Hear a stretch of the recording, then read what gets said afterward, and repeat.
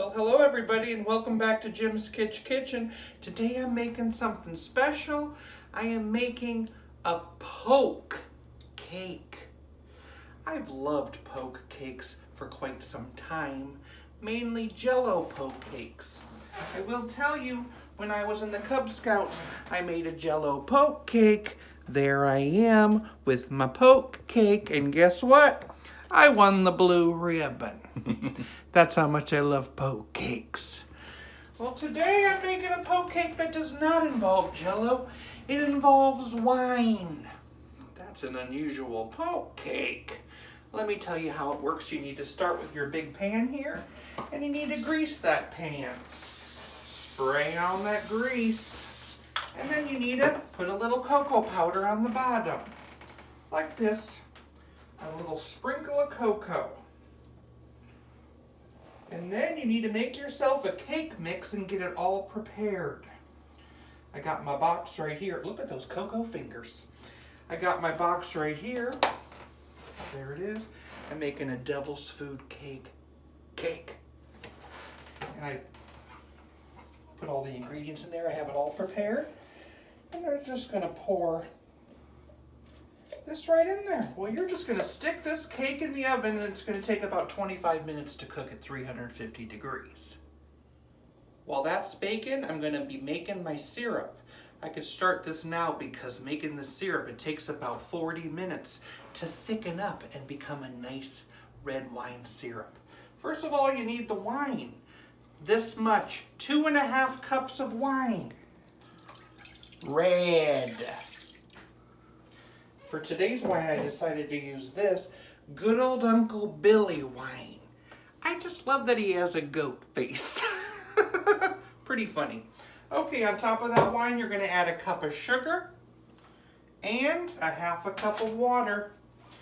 You need to get this to a boil. Once it boils, you're going to turn it down to a low simmer, and then it'll thicken. I've got my syrup, and I've let it cool for 10 minutes. Now I'm going to add a little whipped topping inside. I'm going to mix this whipped topping in there. Look at that, nice thick whipped topping. We'll let that settle in a bit, and then I'll mix when it settles. But while that's settling, it's time to poke my cake.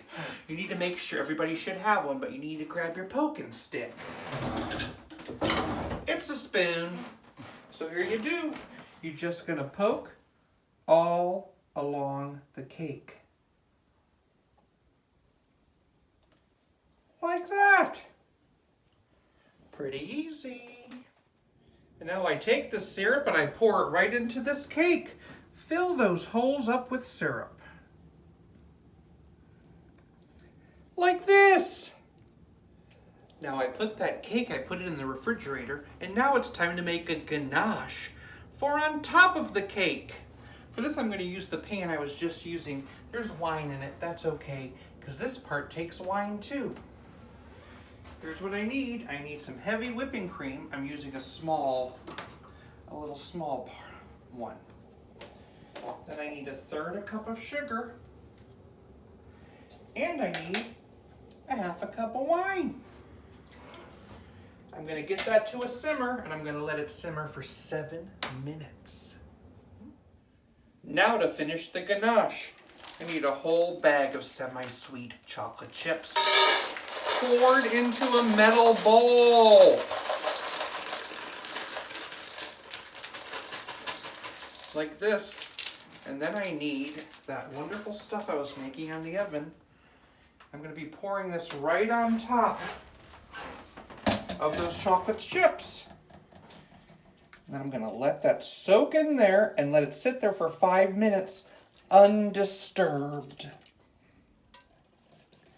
Now I'm whisking it all together and making a nice thick ganache. Now I'm taking this ganache and I'm pouring it on top of my poke cake. And I'll spread it out as well. And then it goes back in the refrigerator for a good 1/2 hour before it's time to slice and eat. Wow, this is a beautiful poke cake, look at the shine of that ganache. That's pretty great. It does look pretty moist inside. But let's give it a try. Wine poke cake. Who would have thought?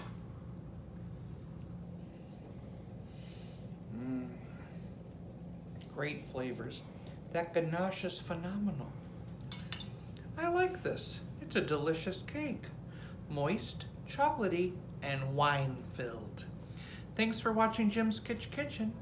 We'll see you next time, and have a great day. And just know, you are loved. It's Jim's Kitsch Kitchen, making and tasting yummy food.